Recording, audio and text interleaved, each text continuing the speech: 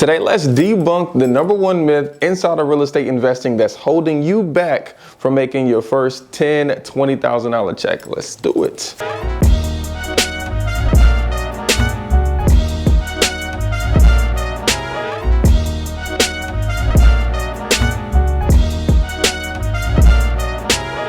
What's up, guys? It's your boy Sawan Belcher. This is me taking action on Instagram and YouTube, and I'm a full-time real estate investor, and I can't wait to share with you one of the things that's been holding you back from getting inside of real estate investing. Now, every day I come across people just like you that's afraid, that don't know how in the world can you buy a house. Seriously, I'm renting right now, or I already own a house with a mortgage. How can I continue to buy, more property? After I bought my first house, I didn't believe that people had second houses and third houses and 25th houses. I kind of had some of the same myths as well. But after I learned that you do not need money in order to buy property, that you can actually buy a house and walk away from the table with a check, I started to believe that this was a way for me to make money over and over and over again while picking up assets that could pay me monthly. Okay, so I want to share with you how you can fund the deals that we find. Now, if you don't know, we're marketing direct to sellers. So we're jumping right over the realtor. We're going directly to the seller, and more targeted wise, we're going for the seller, who might need some help. Just yesterday, we did a welcome call with one of our mentorship students, and the first thing we did was do a hot zip code lookup.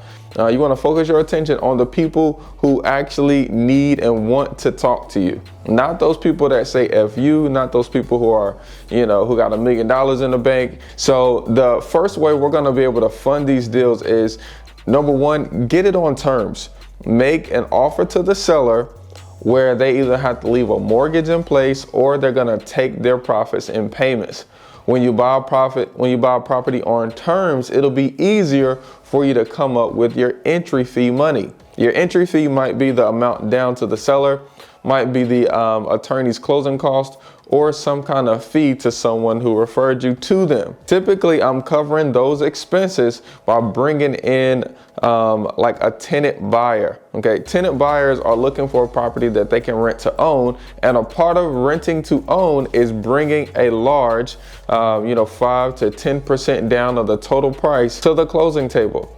So when you pair a strategy like subject to, what the seller agreed to wanting $5,000 outside of their loan, and you can take over their payments, and then you pair, bringing in a rent to own tenant who's going to bring you $12,000 down, you can use her $12,000 to cover your fees to get in the deal.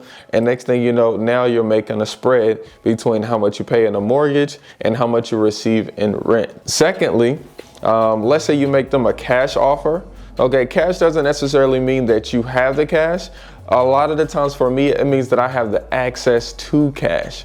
I have two main exit strategies that I'm going to be using in order to exit this deal so I can make money. Number one strategy is always looking for a cash buyer that I can assign the contract to. It's the easiest way for me to make $5,000, $10,000, $15,000 with no responsibility. It's also the easiest way for me to make new friends and new relationships, because the people who are looking for opportunities like this typically have lots of money on hand and do some kind of business, and they're going to be great for me in the future. And the last way you can fund these deals is with those people that you find, right, to buy these properties from you over time after you've sold them 3 or 4 or 10 properties.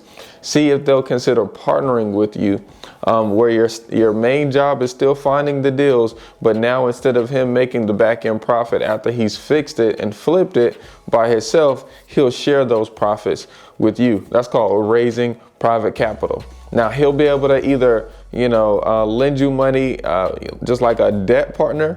He just gets a guaranteed return, or he might step in and say, hey, I want to be an equity partner. I want to own it with you, and we'll split the profits 50-50. So there are 3 ways to fund your next real estate investing deal. If you like advice like this, let me show you exactly what we're saying to these sellers on one of the weekly coaching calls that we do every Sunday at 9 p.m. On those weekly coaching calls, we typically share how to go through sales, how to find sellers, how to analyze properties, and how to get deals under contract. So I'll leave the weekly coaching call links down below. And here's a video for you to check out that'll help you learn how to talk to sellers. Peace, y'all.